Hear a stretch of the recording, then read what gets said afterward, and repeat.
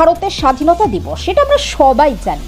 কিন্তু জানেন কি, ভারতেরই একটি জেলা স্বাধীনতার পরেও আরও 3 দিন অপেক্ষা করেছিল, আর সেই জায়গাটি আমাদের নদিয়া।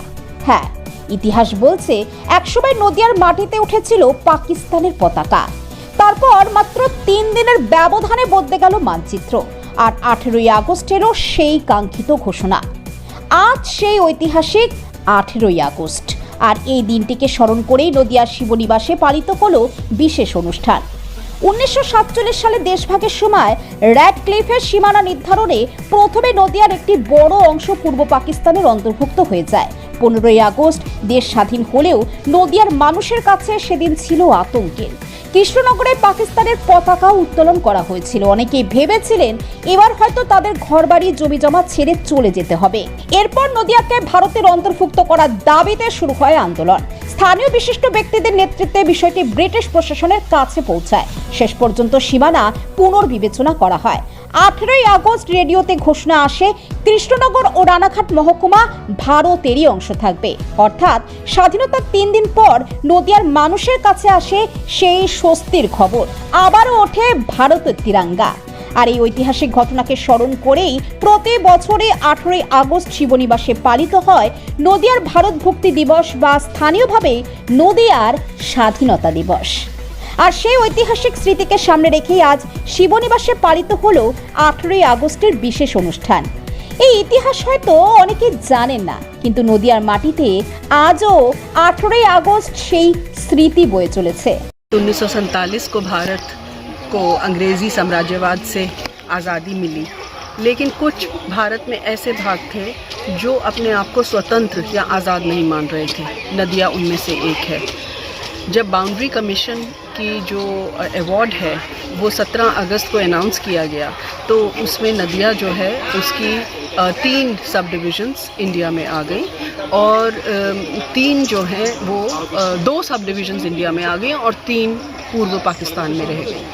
लेकिन ये कहानी, ये बात तथ्य है, ये हिस्टोरिकल फैक्ट है, लेकिन ये हिस्टोरिकल फैक्ट बहुत कॉन्टेस्टेड और बहुत कॉम्प्लेक्स है, क्योंकि 12 अगस्त को सिरिल रैडक्लिफ, जिन्होंने रैडक्लिफ लाइन लगाई इंडिया और पाकिस्तान में, जो पंजाब और बंगाल में लगाई गई, उसके अनुसार उन्होंने ये रिपोर्ट सबमिट कर दी।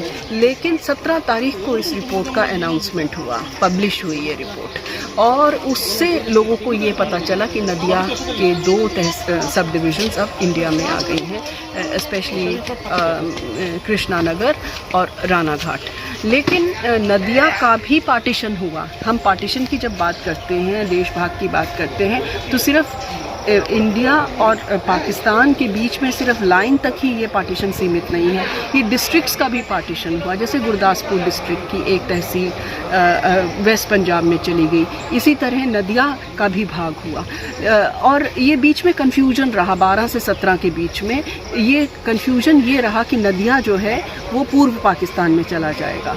और जो यहाँ की लोकल हिस्ट्रीज़ हैं जिनको मैं जानने आई हूँ, उनके अनुसार ये सुनने में आता है कि यहाँ के लोगों ने आंदोलन किया, प्रोटेस्ट किया, जिनमें प्रमथ नाथ शुक्ल जो हैं उनका नाम आता है। इवन ज्योतिर्मय देवी जो यहाँ की रानी हैं कृष्णानगर की, उनका नाम आता है, और श्यामा प्रसाद मुखर्जी का भी नाम आता है कि उनके दबाव में आकर शायद अंग्रेज़ी जो सरकार थी उस टाइम, और शायद माउंटबैटन ने जो है वो कुछ इंटरवीन किया और नदिया जो है भारत में आ गया। हमारे को इतिहास की किताबों में जो बड़ी बड़ी किताबें हैं, अध्ययन में किताबें हैं, उनमें मैंने तो अभी ये नहीं पढ़ा, लेकिन ये जो लोकल हिस्ट्री, लोकल मेमोरी इतनी पावरफुल है कि उसको सुनना हमें ज़रूरी है। ये जो आवाज़ें नदिया से निकल रही हैं, इन आवाज़ों को हमें सुनना ज़रूरी है। इसीलिए इस दिन का 18 अगस्त का बहुत महत्व है, क्योंकि 17 अगस्त को बाउंड्री कमीशन का अवार्ड अनाउंस होता है और 18 को नदिया में स्वाधीनता दिवस मनाया जाता है। দেখুন, আজ দুঃখের সঙ্গেও বলতে হয় আর আনন্দের সঙ্গেও বলতে হচ্ছে যে এই 15ই আগস্ট আর 18ই আগস্ট এই দুটো স্বাধীনতা দিবস পালিত হয় না।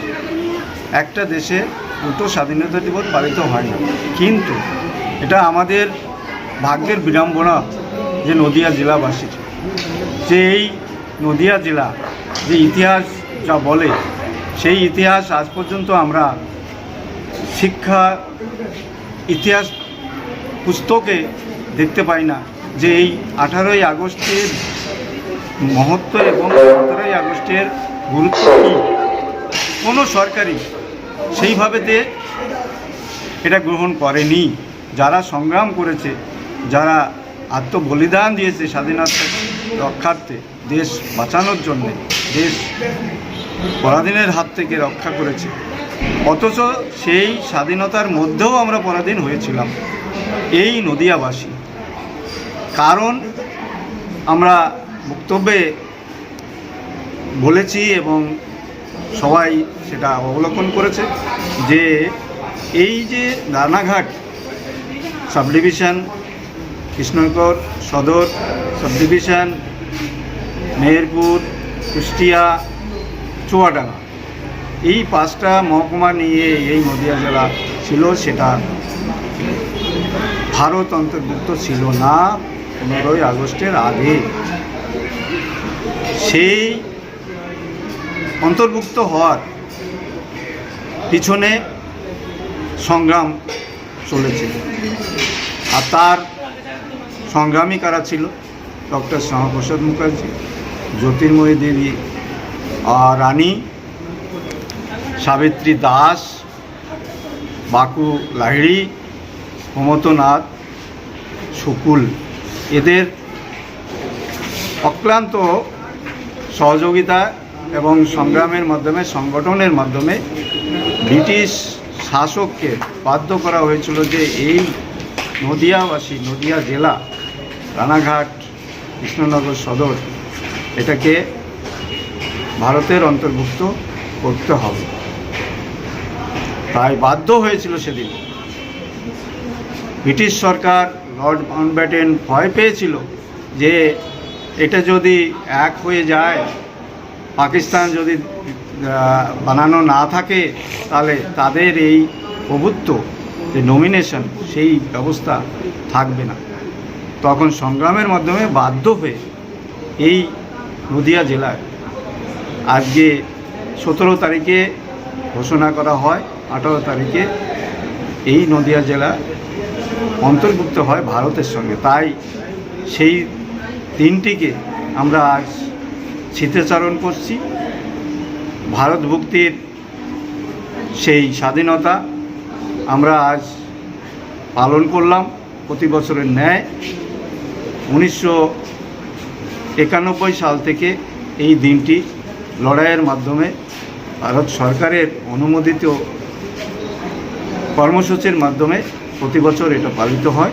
এবারও সেটা জাঁকজমকভাবে সাংস্কৃতিক অনুষ্ঠানের মাধ্যমে আমরা এই কৃষ্ণগঞ্জবাসী, এই শিবনিবাস মন্দিরের প্রাঙ্গণে, এই স্কুল মাঠে আমরা আজ পালন করলাম। এটাই আমাদের গর্ব। আগামী দিনেও আমরা এটা পালন করব। আর ভারত সরকারের কাছে আহ্বান জানাবো, আবেদন জানাবো যে এই দিনটিকে ঐতিহাসিকভাবে ইতিহাসে মুদ্রিত করা হয় যেন। আর এই যে সংগ্রামের আধুনিকভাবে যে ব্যক্তি এই অনুষ্ঠানগুলো করছে প্রতি বছর, সেই ব্যক্তির অবদান অপরিসীম। সেই মহান ব্যক্তি মাননীয় শ্রী অঞ্জন শুকুল, ইনার নেতৃত্বে এই 18ই আগস্ট পরিচালন সমিতির উদ্যোগে এই দিনটি উদযাপন হয়। আর এই দিনটিকেই আমরা চিরস্মরণীয় হিসাবে রাখব। যে কষ্টের মধ্যে, দুঃখের মধ্যে, বেদনার মধ্যে আমরা আজ ভারতের অঙ্গ হিসাবে বসবাস করতে পারছি, এটা আমাদের গর্ব। না হলে এই পাকিস্তানের এই করাল নির্যাতনের মধ্যে আমাদের বসবাস করতে হবে। এইটুকুই বক্তব্য।